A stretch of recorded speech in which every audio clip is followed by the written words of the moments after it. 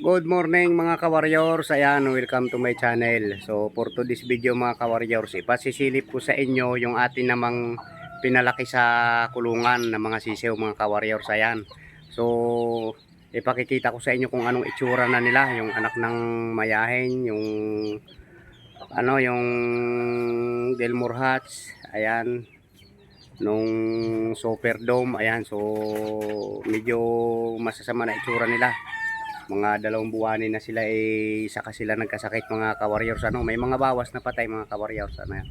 So ayan mga ka-warriors, ipasisilip ko sa inyo yung kaibahan ng nakakulong at saka yung lumaki sa kulungan at saka lumaki sa sa lupa mga ka-warriors. So yung lumaki sa sa lupa, so ayan yung anak ni Sisiw rin. So i-upload yun mga ka-warriors, upload natin yon. Tapos ito naman i-upload ulit yung itsura naman nung lumaki sa kulungan. So ayan mga ka-warriors, bali ito na nga yun mga ka-warriors. So tingnan nyo itsura nila. Ayan, ayan, puro pasyente natagpuan ng bulutong mga ka-warriors. Ayan, oh, ayun pa.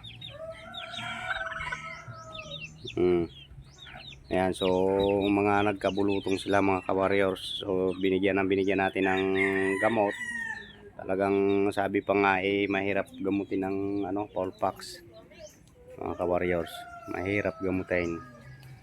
Tsaka sip-on. Ayan, napakahirap. Ayan, kawawa naman. Pero gagawan pa rin natin ng paraan kasi tayo naman matyaga pa rin magpalaki. Bakit yung sikirat tira na lang din yun ng ng masamang pakiramdam, nabuhay pa rin. Ayan. So idudugtong natin sa video mga ka-warriors yung wag na, sige. Hanggang dito na lang muna mga ka-warriors ulit. Gawa ng ibang video natin yung mga sisiw na naman na bagong pisa mga ka-warriors. Ayan. So ito sila mga ka-warriors. So ayan, mga nilalamig. Ayan, so pa-help naman kung sa mga magagaling alaga, gamot ng mga gantong sakit, kalagayan ng mga sisiw. So pa-comment naman kung anong mas mabisang gamot mga ka-warriors, para naman din kahit papano mayroon din tayo makukuha sa inyo na kunting kaalaman din mga ka-warriors. Ayan, so ingat and God bless mga ka-warriors. See you next video mga ka-warriors.